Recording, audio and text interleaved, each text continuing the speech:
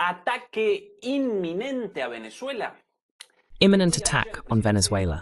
Yesterday, US President Donald Trump made a truly alarming announcement. The United States will carry out ground attacks against Venezuela. Another one of Trump's bluffs, or are we witnessing the beginning of a US invasion of Venezuela?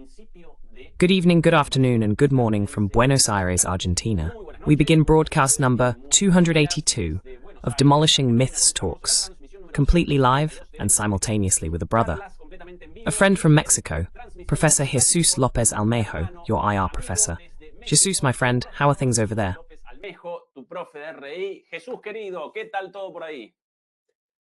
Very happy to see you, my dear Ezekiel, to greet you, and to know that you're happy back home. How nice. How's the weather over there? Well, look, it's autumn. I think it's one of the nicest seasons in Mexico. Temperatures between 18 and 25 degrees, with a cool breeze, sometimes a bit cloudy, sometimes foggy, sometimes sunny, but pleasant for going out to exercise outdoors. How lovely. Our land is so beautiful, isn't it, Jesus? One is always happy here. Totally, that's right. Jesus, it's been a long time since we last talked. So today we're going to go over global geopolitics. But starting with this, first things first.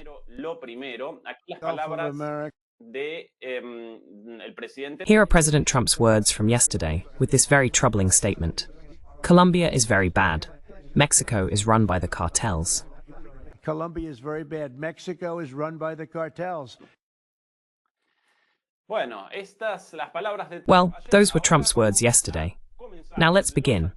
The attacks on drug traffickers on land, Venezuela, Colombia mentioned, even insults to Mexico from this disgraceful person. What's your view on the matter?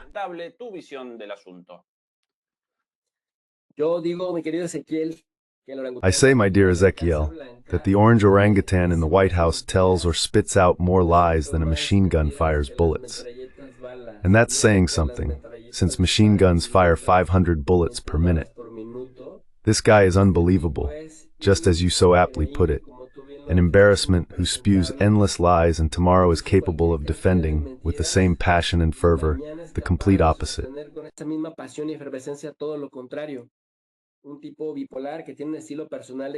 A bipolar guy who has a personal style of governing through swagger, improvisation, and lack of seriousness, but who becomes dangerous because of the institution he occupies, the presidential seat of the still most powerful country in the world, and above all, the most militaristic one.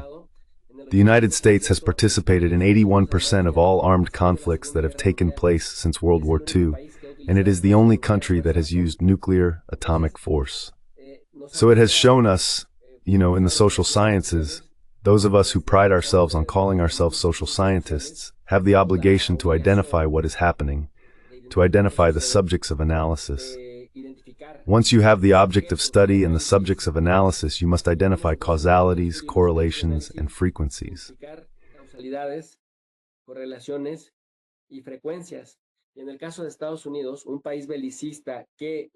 And in the case of the United States, a militaristic country that likes to create an institutional engineering of domination, structures not for peaceful coexistence but for domination, it has allowed us to observe, quite often and in various cycles, at different moments in history, the discretionary management of the binary geography that Edward Said spoke of, dear Ezekiel. That is, it creates otherness, it creates the others, and strips them of all valid attributes, while claiming for itself all virtues from an Orientalist perspective. Edward Said would say, the barbarians are the others, and we are the civilized ones, the bringers of justice. And when it comes to us bringing justice, the international laws that exist to ensure peaceful coexistence no longer matter.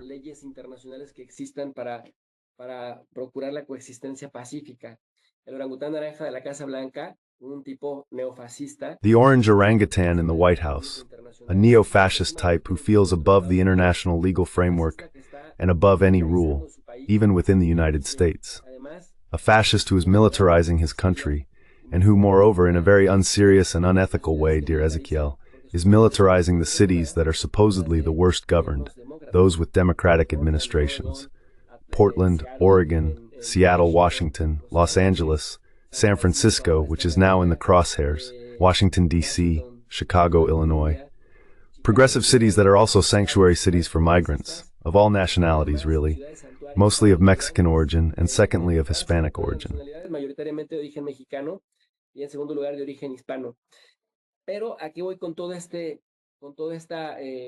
But here's why I'm giving all this context.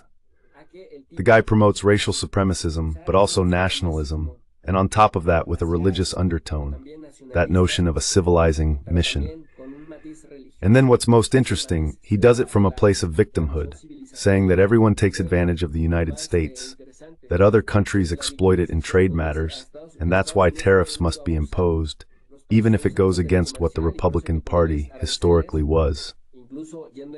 The Liberal Party, extremely liberal, Thatcherite.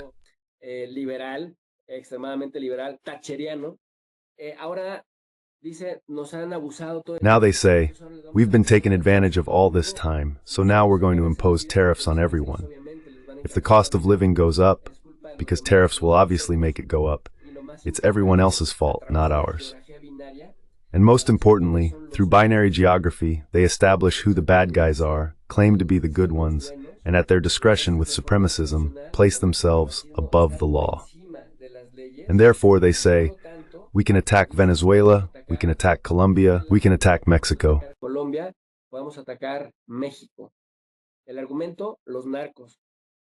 The argument, the narcos.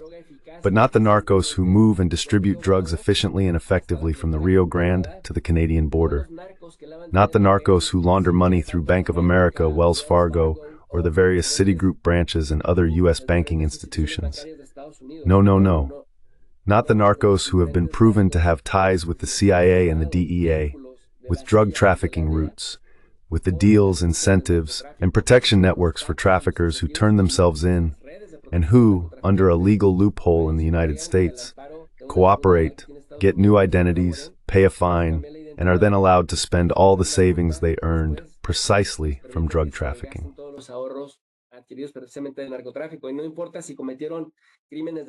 And it doesn't matter if they committed crimes against humanity in their respective countries. And dear Ezequiel, to keep it brief, it really reminds me of what Eduardo Galeano said in Open Veins of Latin America. In the fight against drugs, we share responsibilities or practices. We provide the dead, and they provide the money and weapons to keep it going.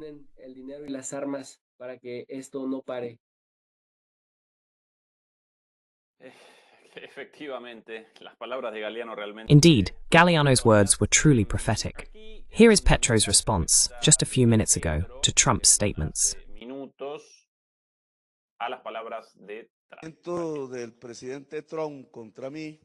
President Trump's treatment of me is false. And these are UN data. These are the growth rates. This is the government. So the drop here in the peace process, the spike during the last period of Duke's government, and this is how we are doing. The only thing I can say is that Mr. Trump has slandered me and insulted Colombia.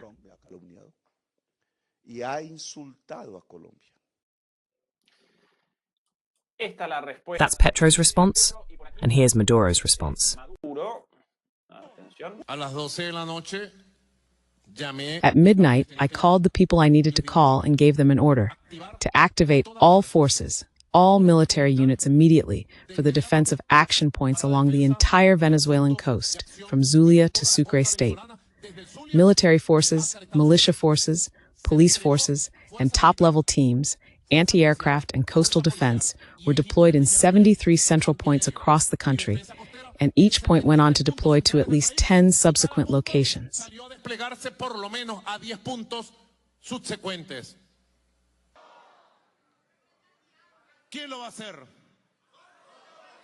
Who's going to do it? The question is poorly phrased. Well, Maduro's response was directly about military preparedness. In this regard, my question is, how likely do you think a US ground action in Venezuela is? What does Trump basically want with these illegal, murderous attacks on fishing boats in international waters, under the pretext of fighting drug trafficking? What is the ultimate goal behind these atrocities?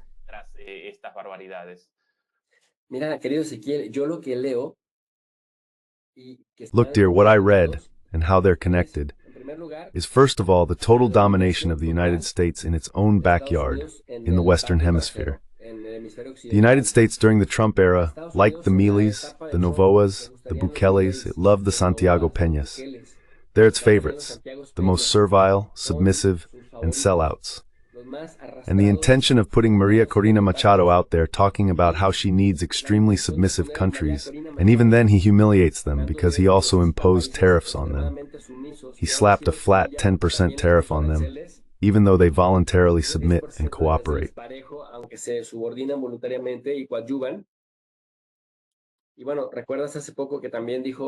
Well, do you remember that not long ago he also said that Argentine women were starving, and that he only cared about rescuing Milei, but that Argentina had nothing? He said, if I don't help them, they'll starve, but if I do help them, it's only because of Milei, because I like the president of Argentina. What he really meant was, because he's a great employee of ours, he submits on his own, without us having to pressure Argentina. They can't resist. So he wants countries that don't resist, countries that are completely submissive. The question is why? Well, to be able to exploit their resources. As Teotonio dos Santos said in Dependency Theory,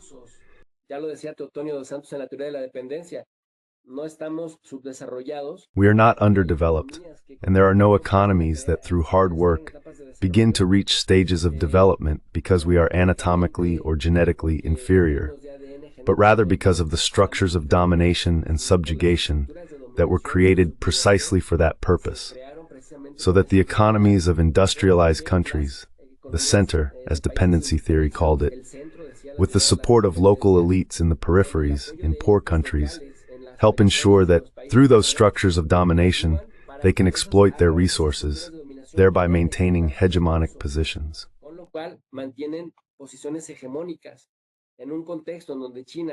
In a context where China has become a real competitor for hegemony, and it's not going to be a hegemon that replaces the other, but one that will challenge that hegemony, China has a completely different strategy. Javier Milei himself, who to me seems crazier by the day, though you can tell me whether my perception is right or wrong, said, "Oh, what surprised me about China was that they offered me swaps worth $5 billion and didn't interfere, didn't ask for anything in return, didn't subordinate me, didn't demand structural adjustment reforms or anything like that."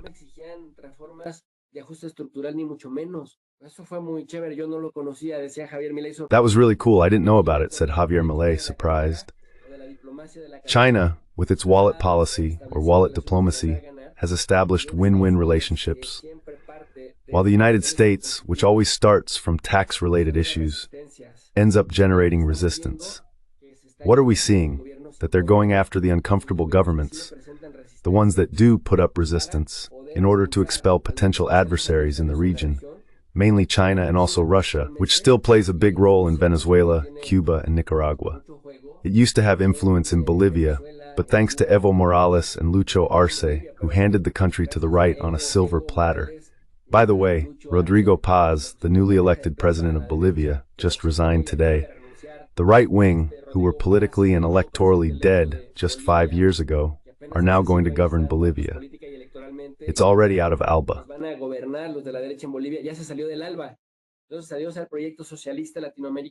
So it turned out to be a Latin American socialist project, and a country that joins the list of right-wing nations whose philosophy is to repress their own people, create structural adjustment plans that ultimately allow American investors to come in and invest, to materialize those structures of domination in their respective countries, as we see in Argentina, as we're seeing in Ecuador. Today, the discussion in Ecuador with this guy Noboa, who is bombing his own people and who stole his country's elections, being president didn't stop him from spending any amount of money. And now he's saying that the question is no longer whether the United States will set up military bases in Ecuador or not. That's already taken for granted. But rather, where?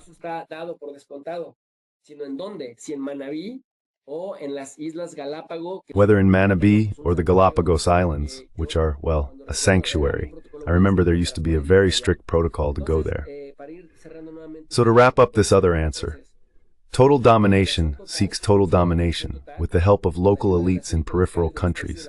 It aims to consolidate those structures of domination in order to have subordinate nations whose resources can be exploited and to expel potential adversaries like China and Russia.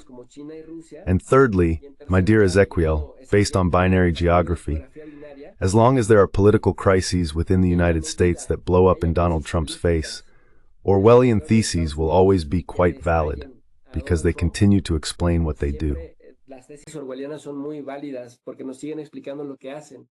Crea un enemigo común en el exterior. Create a common enemy abroad, real or imaginary, so you can question things at home and keep speaking to your own audience, your own voters.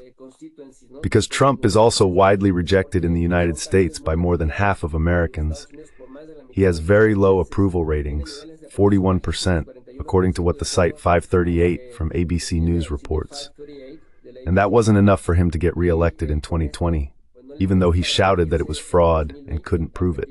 His numbers are the same, so he's very strong in terms of popularity within his base. But the Epstein case hurt him quite a bit, and then he quickly activated the Orwellian thesis. We're going to Venezuela. But make no mistake, what he wants from Venezuela is oil.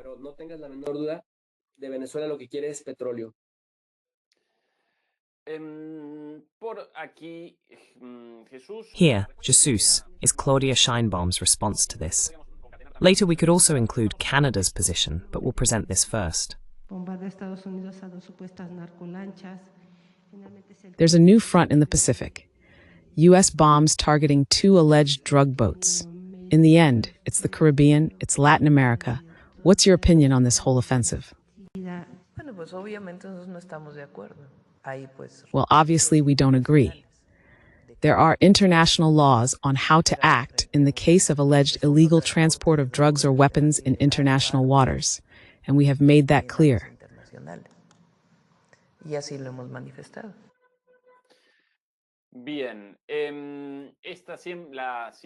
Well, this is Claudia Scheinbaum's always perfectly correct response. My question, Jesús. On one hand, these completely illegal operations by Trump, do you think their goal is a regime change operation through pressure, maybe via a CIA operation?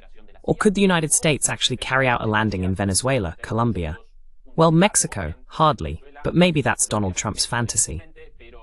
And the second question, more about North America.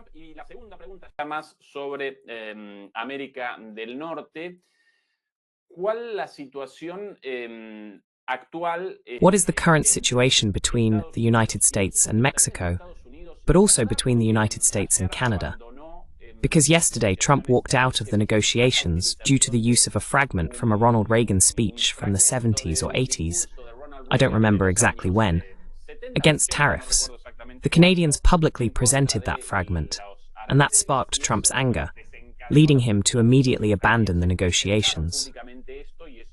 So the second question, regarding North America, what is the current situation, and what are the possible scenarios? Look,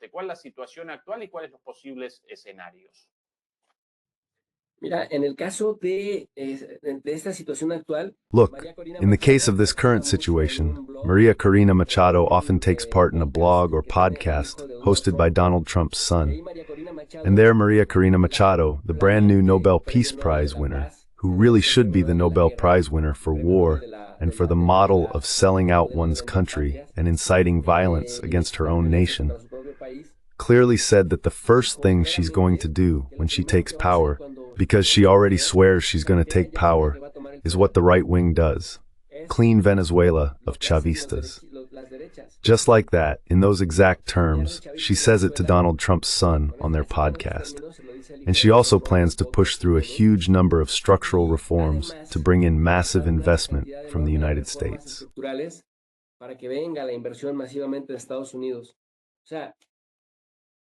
In other words, it's a case of hunger meeting the appetite to eat. Her hunger for power combined with the United States' desire to have a satellite government in South America, which would obviously not only serve to pressure Venezuela itself, but also to keep tighter control over Argentina and Brazil, especially now, when Brazil has taken a completely different direction from the United States. But in Venezuela's case, it's really hunger meeting appetite. because Trump needs Venezuelan oil. And Maria Corina Machado goes and tells her son, "The first thing I'm going to do when I come to power, with the help of the United States, is ask the U.S. to forget about Saudi Arabia and come invest in Venezuelan oil and oil infrastructure."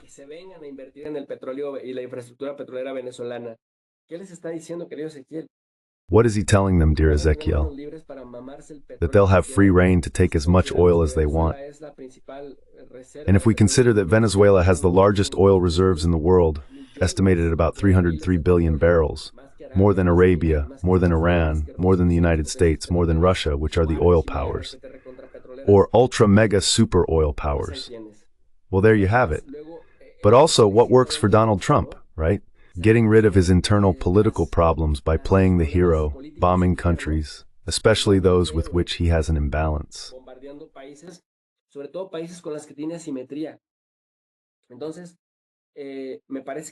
So it seems to me that as long as Nicolás Maduro manages to dissuade a certain Republican elite by convincing them that he will be very tough and that the United States would face politically costly consequences, if he succeeds in doing so, he will manage to survive Donald Trump.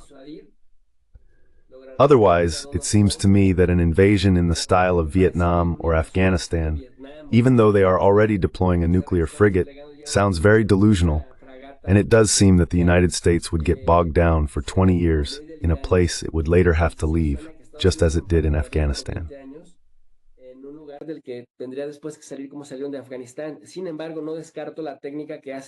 However, I don't rule out the technique used by Israel. And that's why I've always maintained that Israel is an experiment in the Middle East.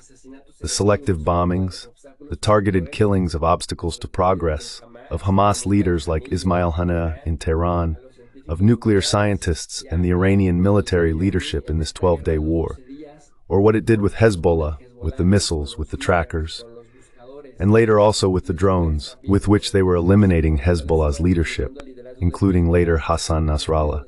I don't rule that out.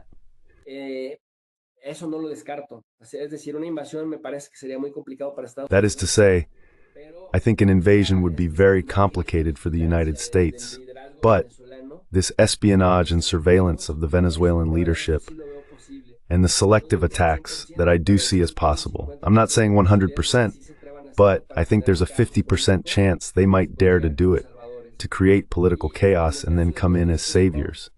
And in the case of Claudia Sheinbaum, as we were discussing off camera, Mexico and the United States hold the record for the largest trade volume in the entire history of humanity. Never before had one country traded with another, from country to country, a commercial volume on the order of $860 billion.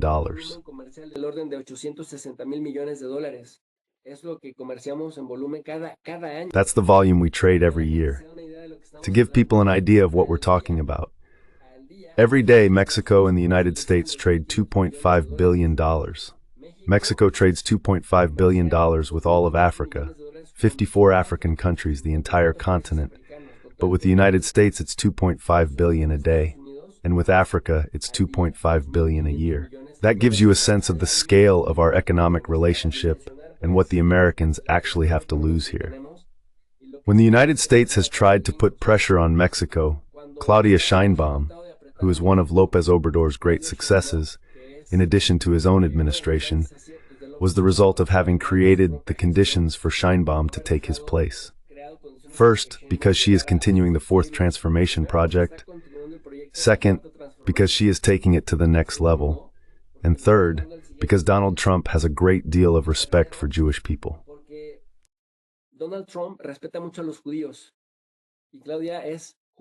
And Claudia is Jewish, a stateswoman with an extremely institutional vision. She rarely loses her composure, rarely loses her calm. She's also a scientist. She understands frequencies, correlations, causalities. And every time Donald Trump tries to pressure her, Claudia, without losing her calm, is always one move ahead. Look, let me explain. During his entire campaign, Donald Trump said that the first country they would bomb would be Mexico. But note, not to go to war with Mexico, but to help Mexico. That was the narrative, as if bombing the cartels. Because, as we heard in the video you showed, Trump insists that this country is run by drug cartels. I won't deny that there are regions in this country where the situation is indeed very delicate.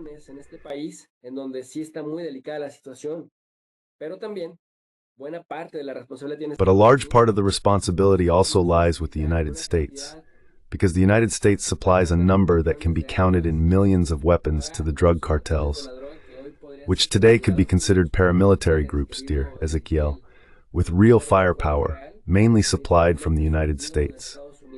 If you add to that the fact that they're a huge nose, consuming everything, then you're arming the cartels and also giving them a lot of financial resources through drug consumption at whatever price they decide to sell. That's a very big and very complex equation, especially since we have 3,200 kilometers of border.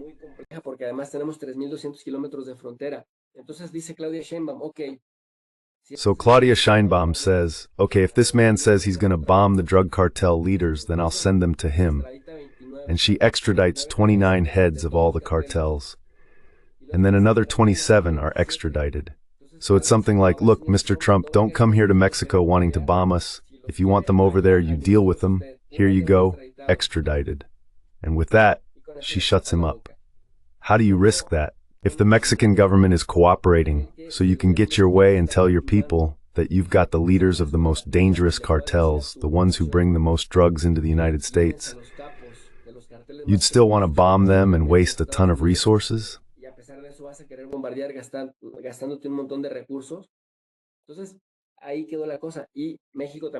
So that's where things stood.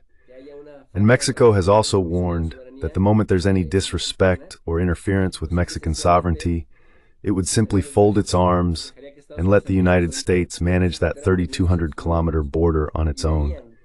Then they'd see how porous the wall Donald Trump built really is, despite the infrared technology and the double fence they put up. So when you weigh it all, it's very difficult for the United States, even for a buffoon like Donald Trump, to truly guarantee security without Mexico's active cooperation. And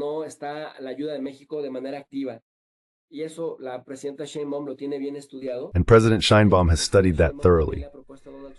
In fact, she has also suggested to Donald Trump that he shouldn't look for solutions solely from a security standpoint, but also through efforts to combat addiction by spreading information that heals, such as educating the American public about the serious risks of drug use, particularly fentanyl and cocaine. On that point, Trump has given the president credit, although later, at some point, the president caught Donald Trump doing something ridiculous.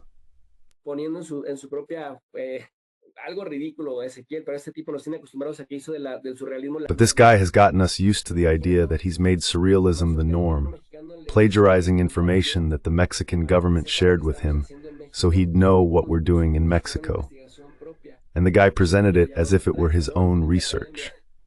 We call that plagiarism, right, in academia, kind of like what Ursula von der Leyen did with her doctoral thesis. So I think that for President Claudia Sheinbaum, staying calm also allows her to buy time to outlast Donald Trump. I think she's going to outlast him very successfully, and I think Donald Trump is going to end up very badly, because he's done a lot of senseless things that are making his life difficult, just like Milei with the Argentinians, for Americans, especially his main voters. Ezequiel.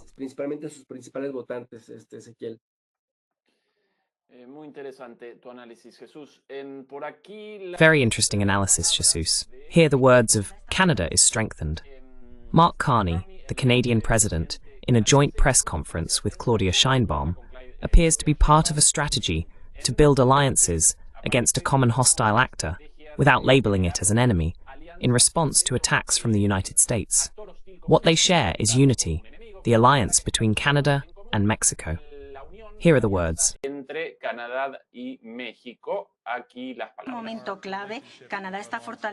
Canada is strengthening its relationships with key allies, those who share our principles and who envision a more sustainable, better, and fairer world. Mexico is central in this area. We agreed on a very important action plan that we hope will yield results very soon, in terms of our bilateral relationship, but also in the relationship we share as North American countries within the trade agreement.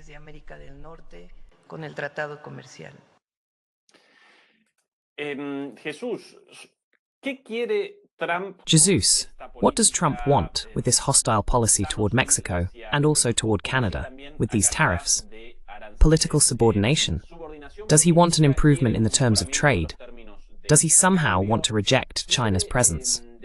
Let's remember the Chinese investments in Mexico, including investments in very important ports. What's the logic beyond Trump's mystical delusions in his head from a geopolitical and geoeconomic point of view?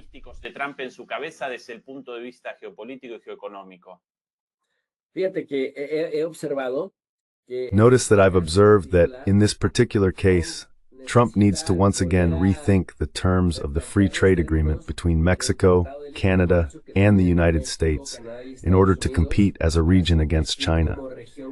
When Trump arrived, well, this started back in '94, but when Donald Trump came to power in 2016, he pushed very hard for the terms to be renegotiated, because he swore that those terms were hurting the United States, since, according to him, the stupid Democrats had given all the initiative away so that Canada and Mexico could take advantage of the U.S. In other words, this logic of victimhood. Although those of us who have studied this free trade agreement see that it's not like that. Quite the opposite.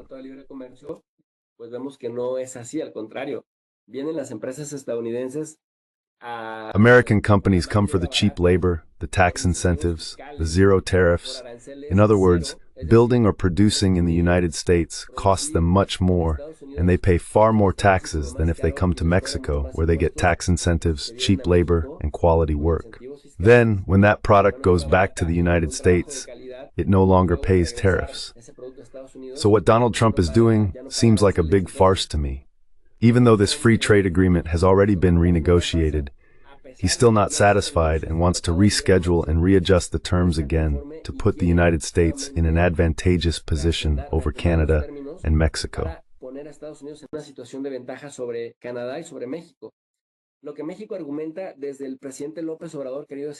What Mexico argues, starting with President López Obrador, dear Ezekiel, and not just with Scheinbaum, is that China is so consistent in its productive growth and in the weaving of its economic and political networks that, practically speaking, if Mexico, the United States, and Canada don't compete as a region, they're going to overtake us all. And for that reason, instead of the renegotiation being the United States over Canada and over Mexico, it should be the United States with Canada and with Mexico. But we come back again to the same point.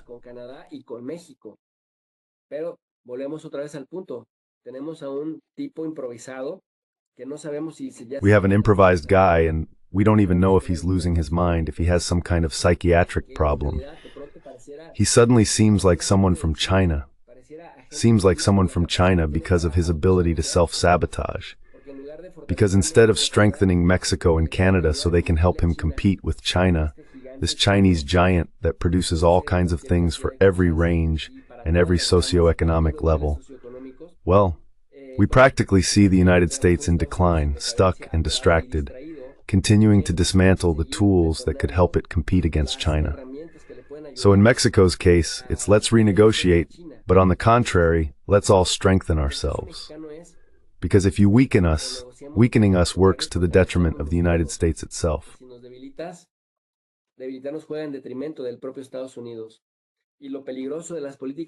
And the dangerous thing about Donald Trump's deceitful policies is that he's not taking things seriously. That is, he has a bad diagnosis, but it's unclear whether that bad diagnosis is intentional or the result of genuine ignorance, blinded by his own racism and supremacism and that of those around him. Look, Ezekiel, then, either we walk together, or China will ruin us because of the trajectory and momentum that the Chinese economy already has over the three countries. Now, when Canada says, Mark Carney mentioned it, if the United States keeps hitting us, keeps attacking us, keeps disrespecting us, we can't change the monetary trade or economic policies of the United States, but we can stop it and we can look for new horizons. It's something that really gets under Donald Trump's skin because with Mexico, the pressure is for it to stop trading with China or to reduce trade with China to the bare minimum, but he doesn't give anything in return. And the only thing he offers is the stick. So Mexico has already said, hey, if you're going to hit us with a stick, we'll just fold our arms and your chicken coop will blow up. That's kind of the logic behind it, if you will. Eso es un poco por donde va la lógica, Ezequiel. Por aquí, Pascual Pellegrin, quien nos acompaña a menudo. Here, Pascual Pellegrin, who often joins us, recalled this information. The other day we presented it. In fact, this version indicates that Maduro's Venezuelan government, at some point, made a peace offer to the Americans, to the Trump administration, proposing a peace exchange in return for the possibility of U.S. investments in Venezuelan territory. Estadounidenses en el territorio venezolano. Sin embargo, Trump lo habría rechazado, lo cual. However, Trump is said to have rejected it, which would reflect a desire for a direct overthrow with no intention of negotiation. Beyond that, of course, during Trump's administration, in the early months, oil agreements with the US company Chevron were reactivated, thanks to Trump's own authorization. But could this, in some way, be seen as a sign of what Trump wants? In the sense that he is not seeking any kind of negotiation with Venezuela to establish a good relationship and economic investments, as well as the purchase of Venezuelan oil, or does this rather fall into the realm of rumors? Jesús, what's your view on this? Los rumores. Jesús, ¿cuál tu visión sobre esto? Mira, yo cuando sostengo que la política. Look, when I say that Trump's policy is improvised, disorganized, chaotic, and based on fictitious pillars like supremacism, I mean that it's not sustainable. Look, it's not even strategic. I mean, he attacks his main allies, the Europeans, because they seem to like being brought to their knees. He imposes 15% tariffs on them, and on top of that, forces them to buy $600 billion in weapons and another $600 billion in direct investments in the United States. And then he goes to Japan and Korea and brings them to their knees. Japan and South Korea are a bit like Europe, but in Asia. That's why I call Japan, Japan. So Donald Trump sabotages himself because these countries are starting to play more and more with China. Ya empiezan a jugar cada vez más con China. Y cuando Trump, por ejemplo, recientemente le dijo And when Trump, for example, recently told Europe, if you really don't want peace with Russia, if you're really willing to take a gamble for Ukraine, then let's make a victory plan for Ukraine.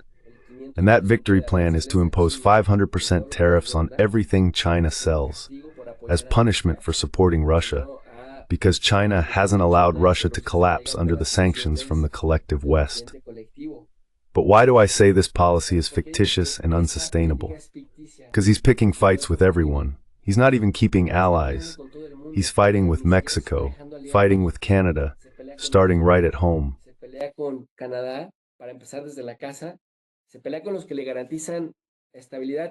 He picks fights with those who guarantee him stability, with those who make America great again. Because, thanks to the Mexican economy, which, by the way, the United States is the country Mexico exports to the most and from which it imports the most, we represent 16 or 17% of U.S. trade. I mean, out of 194 nations, that's no small thing. It would also be a bit of a headache for Trump if things fell apart with Mexico. And in Canada's case, something funny happened, dear Ezekiel, which you surely remember. Justin Trudeau, that guy who liked to please everyone and cozied up to Biden, mocked Donald Trump's previous administration. Well, now that Trump is back, he made him look not just bad, but even worse, and Trudeau ended up resigning. But then Trump went so far that he ended up destroying his own ideological ally, Pierre Poilievre of Canada, and gave new life to Mark Carney, who was a political ally of that same Trudeau.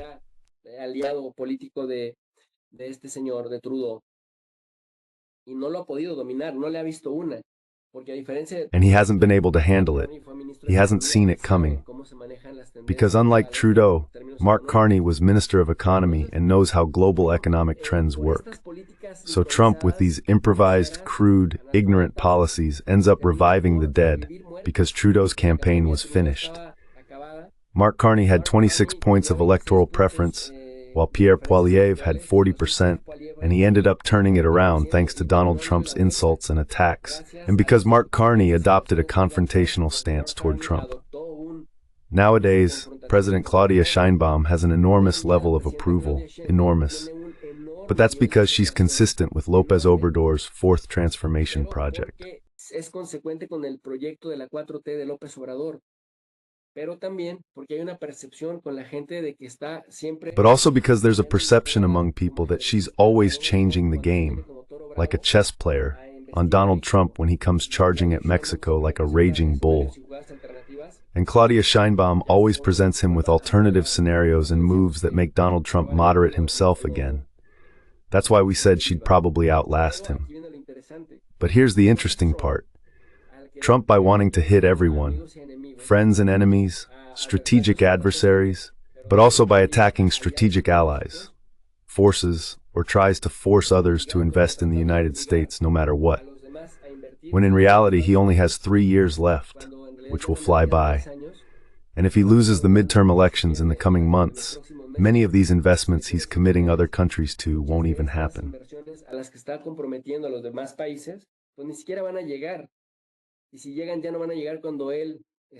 And if they arrive, they won't arrive while he's still there. And although he has said he wants to run for re-election in 2028, I think a very important thermometer of the political climate in the United States, as well as in Argentina, will be the midterm elections. We'll see what Javier Milei's fate will be in Argentina. You know more about that than I do. Now with the upcoming elections, and the same thing will happen to Trump in the next midterm elections.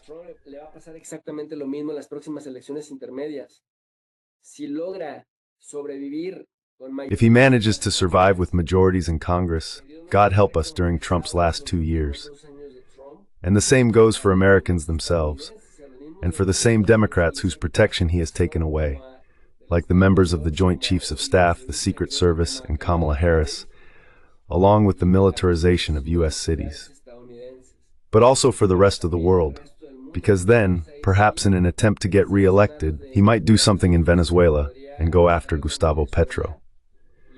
More than to physically eliminate Gustavo Petro, it would be to eliminate the left-wing option in Colombia, which has been one of the most consistently right-wing countries until Gustavo Petro came to power.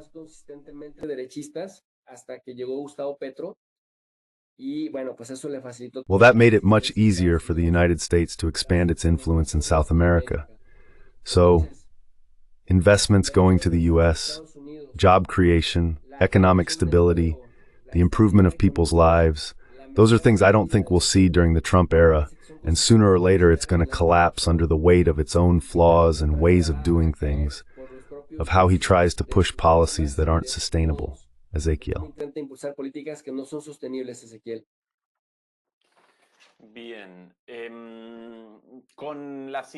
All right, with Trump's inconsistencies and contradictions as the common thread, how about we jump to the European or Eurasian stage, and particularly to the war in Ukraine?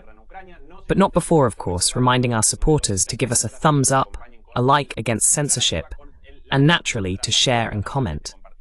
And if you'd like to support us through memberships or PayPal, your help is of course very welcome. That said, dear Jesús, here's Trump's announcement.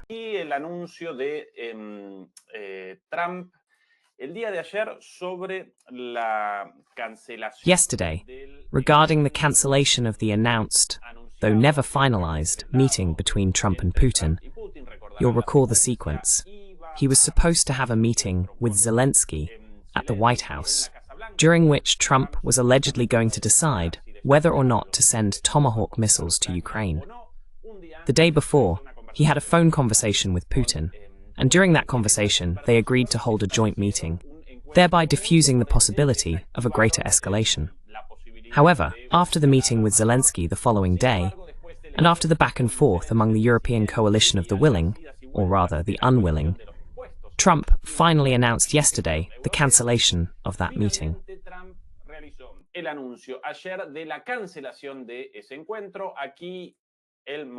Here's the moment. The meeting with President Putin. I wasn't feeling well. I didn't feel we were going to get to where we needed to go, so I cancelled it. But we'll do it in the future.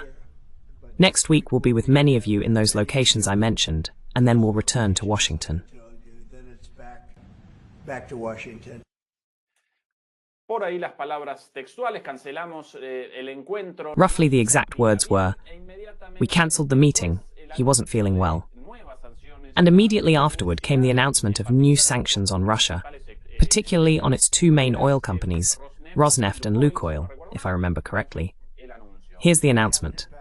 They're massive sanctions. It's sanctions on oil.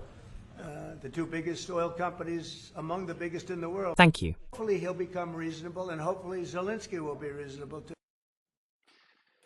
Bueno, estas las idas y vueltas. Well, these are the back and forths. Some people in what I see as a forced attempt at theorizing conceptualize this as strategic ambivalence. They make efforts to somehow justify Trump's blunders. But honestly, dear God, yes, no, let it pour. One day he supposedly backs down in Europe. The next he raises the possibility of launching the Tomahawks. What exactly is Trump's policy here? What are his goals? What does he want? Where do we stand right now?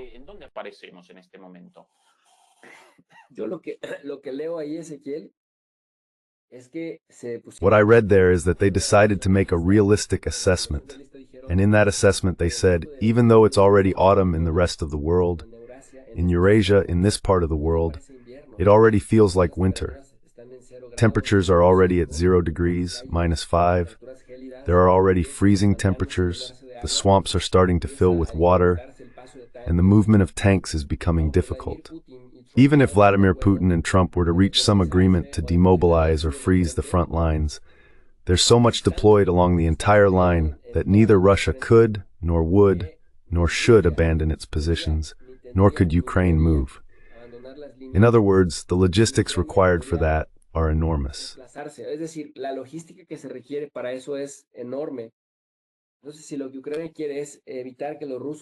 So if what Ukraine wants is to prevent the Russians from continuing to advance, it wouldn't accept, meaning it would say no, to anything Trump proposed in the kind of improvised way we've been seeing.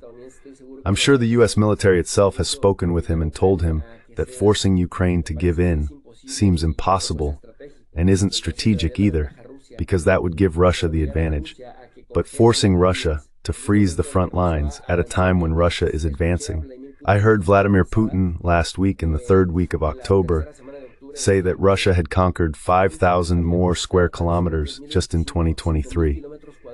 So now they control between 78 and 80% of Donetsk. They're taking over Pokrovsk, which used to be the stronghold of resistance. And in Kharkiv, they've already taken, let's say, an administrative capital of sorts, which is Kupiansk.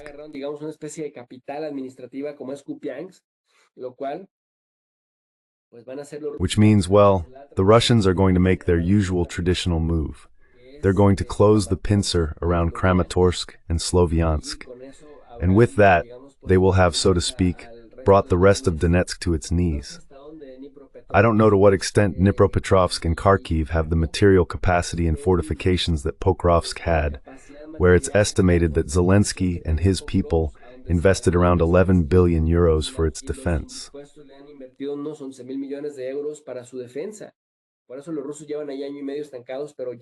That's why the Russians have been stuck there for a year and a half. But this October they hit the gas and started capturing much of the city, the metropolitan area, and the strategic locations. On one hand, Ezekiel, the bombings of power plants are meant precisely to lower the morale of the soldiers and also of the Ukrainian people themselves.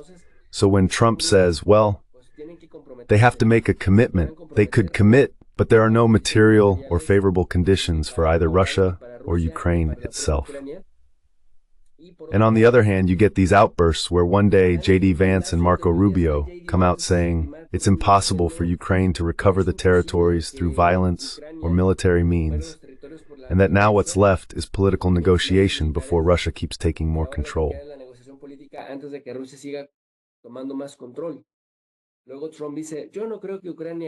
Then Trump says, I don't think Ukraine will win, but if I help them, maybe they will. I'm not sure they'll win, but they might. It's like, seriously, Cantinflas? What did you just say? It's those flip-flops where you go from one side to the other, and then he says, well, if Europe doesn't want peace, then Europe should pay. And how does it pay? By increasing its military spending. And how does it increase its military spending? By stripping people of the welfare state. Despojando del estado de bienestar a la gente. Y aquí viene algo bien interesante. And here comes something really interesting. The Europeans, at the end of the day, are doing exactly what Trump always said during his campaign that the Europeans would do. He said that the United States would recover its investments in Ukraine, since it was the one that had put the most money on the table between 2022 and 2024. And then he said Europe is going to fund Ukraine. And guess what? Well, Europe is funding Ukraine, even though the German economy is devastated. You know that better than I do. Volkswagen is closing factories. Volkswagen está cerrando fábricas. Continental está cerrando también. Continental is also closing factories. Friedrich Merz's economy is collapsing, but the guy keeps insisting on saying, as far as it takes with Ukraine. France is in a political crisis. They've already gone through 5 prime ministers, and Macron is still there. And above all, there are those 44 billion in the budget they can't cover, yet they cheerfully announce that they're going to spend over 5 years, until 2029, 400 billion euros. The UK's economy has never looked this bad for such a sustained period as in the last 5 years, or at least the last 3. And then you have Keir Starmer, a Labour politician, who has not only disappointed people with his inability to improve their lives, but also with his failure to distance himself from the policies of the already unpopular Rishi Sunak, his supposed political and ideological rival, and also Boris Johnson.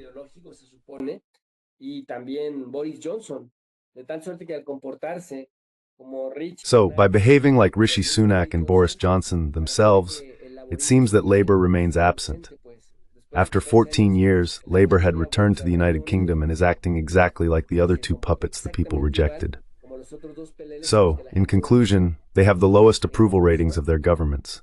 Merz in Germany, Macron in France, and well, not to mention Keir Starmer. And these are the E3, Europe 3, the ones who say, in Europe only our opinion matters, and the rest, well, the rest don't count. But if those 3 are completely destabilized and have worthless, very unpopular leaders, then in the end it makes sense that they're doing what Trump said during his campaign he would do. Fund Ukraine, while Trump would focus on making the United States recover what Biden had put into Ukraine. Complex.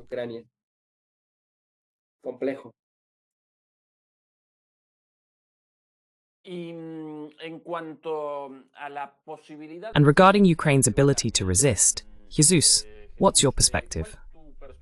Here, for example, the intelligence report from a few days ago, from British military intelligence. This was naturally in English, but it basically says the following in Spanish. I'm getting some help right now from the simultaneous translation.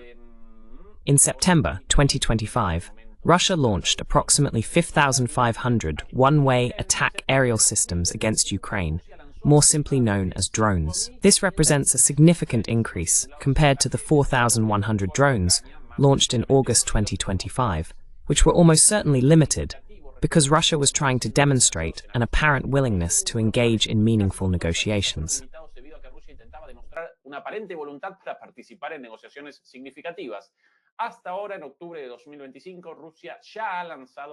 So far, as of October 2025, Russia has already launched more than 3,000 drones. This, along with Putin's political decision to attack strategic infrastructure before winter, above all, electrical, gas, transportation, and even, in some cases, running water infrastructure, raises the question, what are Ukraine's chances of survival this winter, given the situation?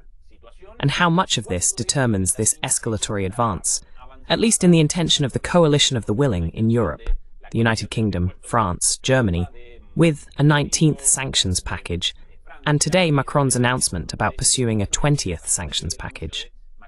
What might we witness in the coming months in this regard, Jesús?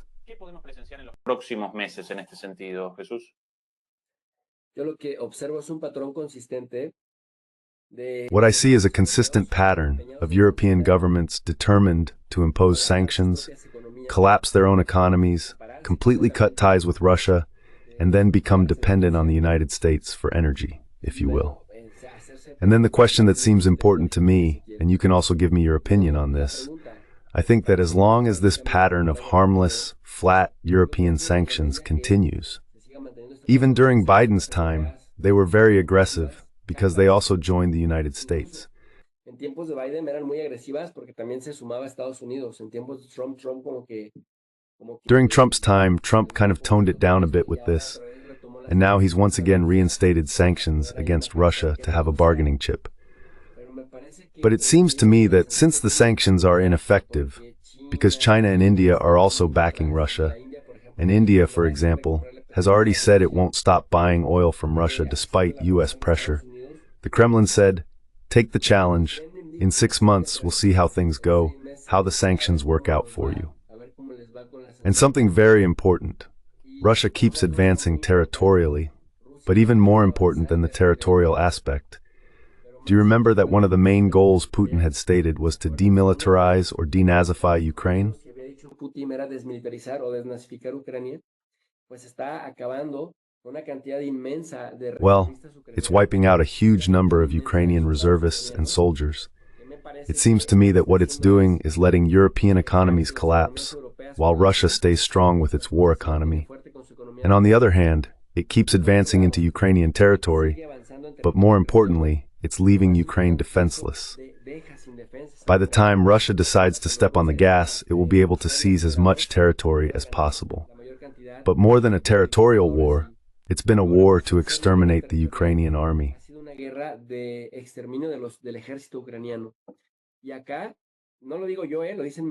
And here it's not me saying it, it's respected military figures from the United States itself.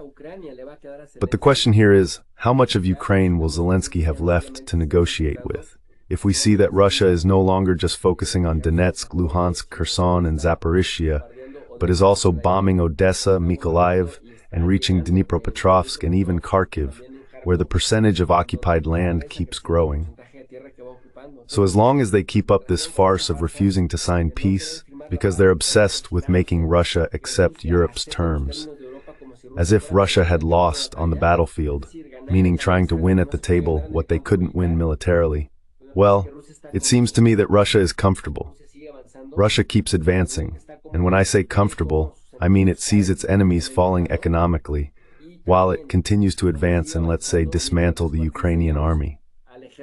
From what I understand, in Pokrovsk, the main elite forces of the Ukrainian army are dying, they're falling. So, Putin is calm. But it seems to me that as long as this same pattern continues, 5,000 now, 5,000 square kilometers next year, 5,000 more in 2027, Russia can stay there 10, 15 years until it gets whatever territory it wants from Ukraine. Because Russia, and I'll close with this, cannot cease hostilities. Since Ukraine, let's remember, even though it can't join NATO due to Russian pressure, signed bilateral agreements with almost all NATO countries, which is practically the same as joining NATO. And those were mutual defense agreements, except that the clauses to avoid getting involved in this war say, when peace comes, we'll step in to help you, and from then on we'll bring you a war if you're attacked. But for now, we won't.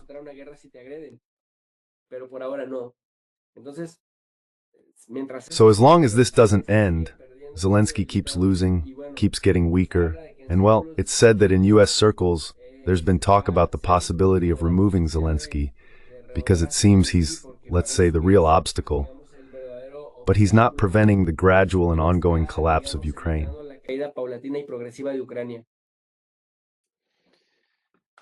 Bien, clarísima tu posición, Jesús.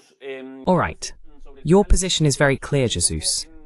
How about toward the end, we focus on the last scenario we had in mind for this conversation, specifically the Middle East, and particularly Israel and its multiple wars here on Images of Yesterday, with a new Israeli attack on Lebanon, which of course violates the ceasefire agreement. And here we have yesterday's statements from the Minister of National Security, Ben Gvir, about Gaza, in the context of repeated attacks that also violate the ceasefire, basically saying he's also a complete disgrace. Now that we have secured hostages, we must return to war and open the gates of hell on Gaza. My question, and this is the last one, dear Jesus, what are Israel's next steps? To reignite the conflict in Gaza, or instead delay that to launch a new attack on Iran? para comenzar un nuevo ataque sobre Irán? Me parece que las dos cosas, querido Ezequiel, reactivando con It seems to me that it's both things, dear Ezekiel. They're reactivating the Gaza issue under any pretext because the Zionism Netanyahu belongs to, the revisionist Zionism, heir to Ariel Sharon, Menachem Begin, Yitzhak Shamir, and also Vladimir Jabotinsky from the 1920s, has a clear view of the Eretz Israel mainstream. Gaza, is just the tip of the iceberg, a chess piece within a broader territory that the Zionists of Netanyahu's faction want. But if you add to that the policy of fates accompli they're carrying out, it's about keeping Gaza subjugated. Es mantener a Gaza subyugada. Decía mi profesora, mi asesora de tesis del posgrado. My professor, my graduate thesis advisor, Dr. Maria Lourdes Sierra Cove, whom I send my regards to if she's listening, used to say that there is a disconnection between the population and the land. The Zionists administer the land, while the population is administered by the Palestinians themselves, but under the subjugation of Israeli authorities. The Palestinian Authority, in reality, is not an authority, but rather an Israel that dictates over the territory the increasingly deplorable conditions that impoverish the lives of Palestinians. So that's one side of it, but it's also clear that for Israel, the Gaza Strip is an experimental field where they test weapons, arms that they later sell to the rest of the world at a higher price if they can be presented as used in real battles.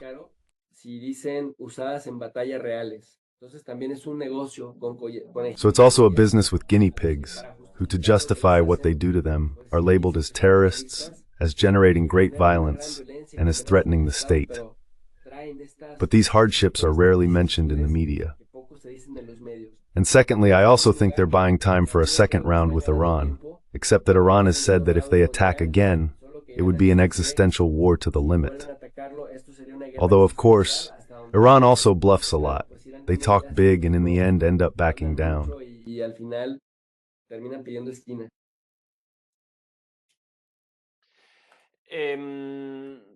By the way, some new statements from Ben-Gvir just came in, even more disgusting than the previous ones. I'm not going to show them. What's your analysis of the war between Israel and Iran? Who, in your opinion, came out as the winner of that 12-day war, Jesus? I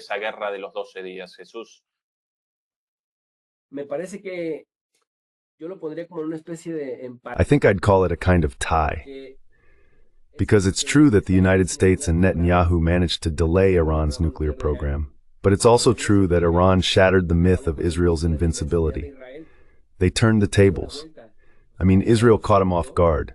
It was 2 very complex, very difficult days for Iran. And then little by little, as the days went by, Iran began strategically striking Israel's research centers, military facilities, startup hubs, power plants. Haifa, well, Haifa always gets hit by everyone, Hezbollah, the Houthis, or Iran itself.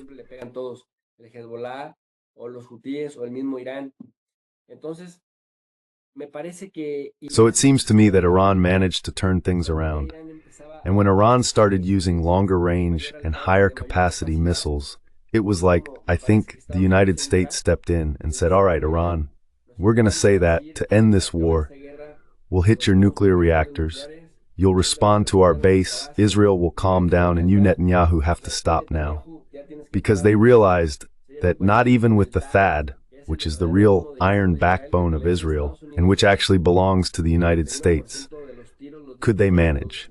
41% of the shots were defended or intercepted with this American THAAD anti-air system, which goes above the atmosphere and comes back down again to quickly detect the missiles Iran was launching, and with help from France, and with help from the United Kingdom. So they told Netanyahu,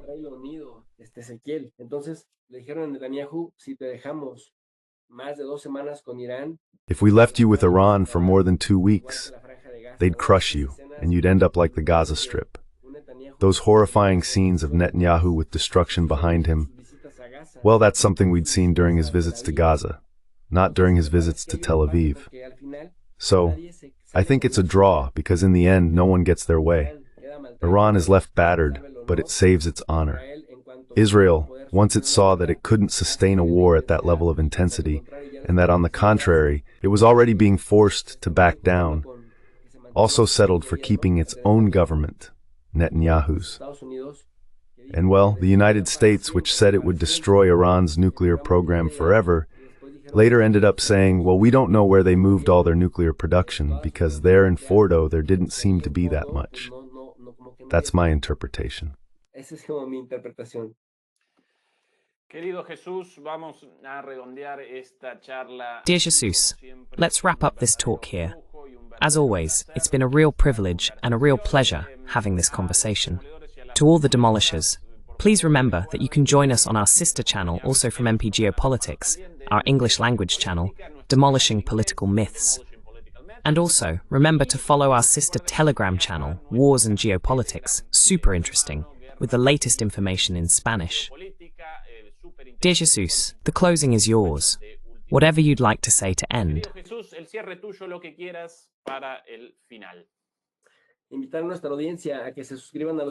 I'd like to invite our audience to subscribe to the channels of Ezequiel Bistoletti and Jesús López Almejo, Demoliendo, Mitos de la Política, and Tu Profederai. We are serious academics, teachers with doctoral training in international relations.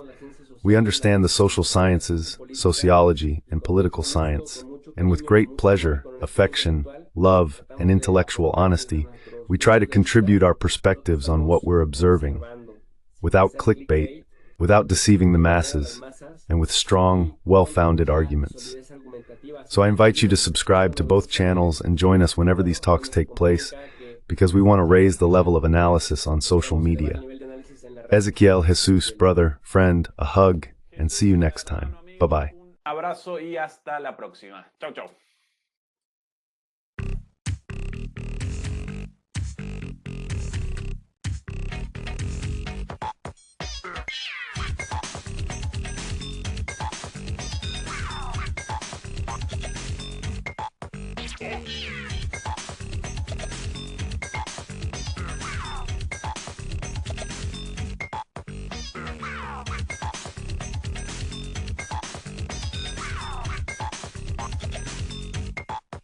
Okay.